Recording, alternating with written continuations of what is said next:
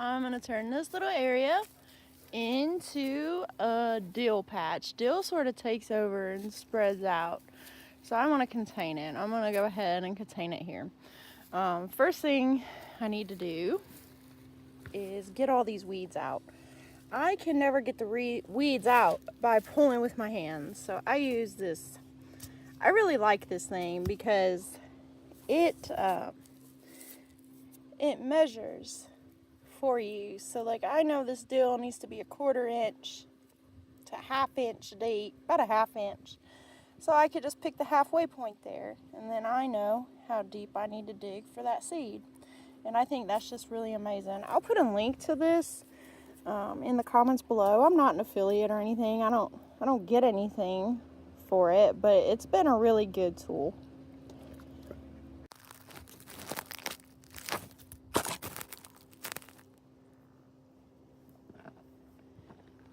Yeah, this is definitely going to be a problem for me because, as you can see, Mr. Clyde Man has been using this space as a bed.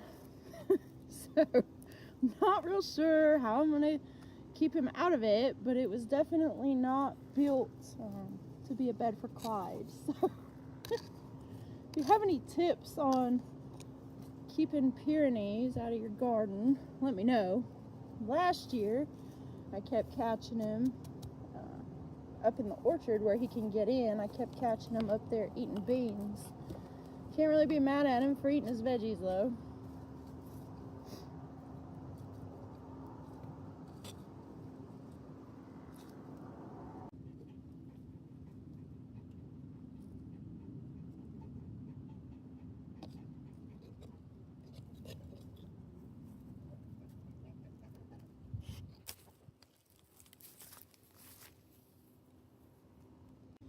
The soil here is red clay. It's horrible. I can't get anything to grow. But after just, I think this is 2 years of permaculture, you can see it's good. And we got worms, and it's good soil now. It can actually grow something. It's really satisfying to me to see. I just had some worms over here. It's just amazing what permaculture can do. And I'll do a video on that and how we do it and how we found that it works for us. So stay tuned for that.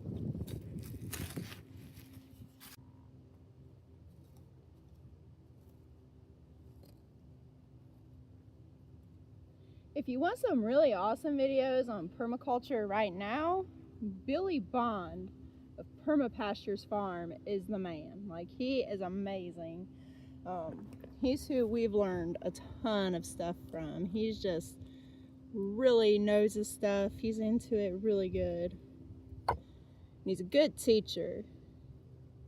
I just had a worm slip through. I don't know where it went. It was a good looking worm. I also do vermicomposting, I guess. I think that's what they call it. I've got a worm bin, a little worm farm. It's pretty awesome. We can do some videos on that if you're interested. Worm castings are crazy expensive. I don't know if you've ever looked into them, but pretty expensive. But the benefit it does for your soil and your plants is amazing though. Well worth it. I can't afford to just buy all the castings that I would need, but, and if you don't know, castings is basically just poop. It's what the worms, you know, it's what's left over after the worms have made their way through. Really good for the soil, tons of microbes,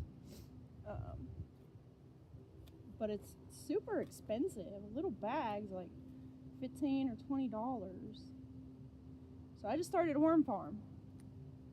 It's really easy. If you manage it properly, it doesn't smell. You could even keep it in your kitchen if you have an apartment, but you've got like a patio or some plants you're growing inside or something. You could really do your worm farm in your kitchen. Then you're reducing your waste because they eat, you know, veggie scraps, fruit scraps. So you're reducing your waste. and you're making worm castings. I don't know about you. I am an expert at nothing. And in a few weeks, when these start to sprout, I'm not gonna know what they are. And I'm not gonna know what is weed and what is food.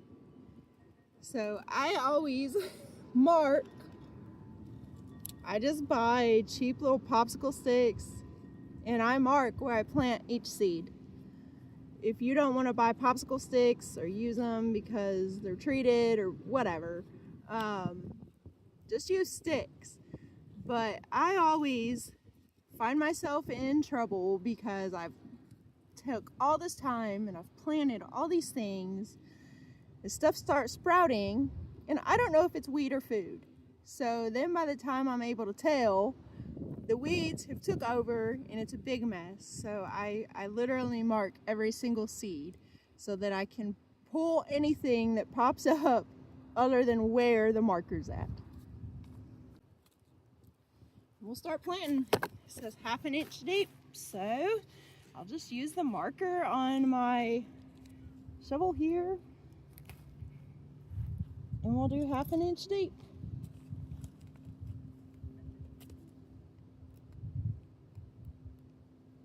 I only do organic seeds. Try to only do heirlooms so that I can save the seeds. These were given to me. To be honest with you, I have to look it up, see if they're heirloom. Certainly hope they are. This is really good with this mulch. It's still moist down here, and we haven't had rain, measurable rain, in a while, so that's really, really good. These wood chips are a couple years old. Otherwise I wouldn't mix them in, because if you mix in green wood chips with your soil, it'll actually pull nitrogen and stuff that the plants need to grow. So don't mix in green wood chips. Only seasoned composted wood chips.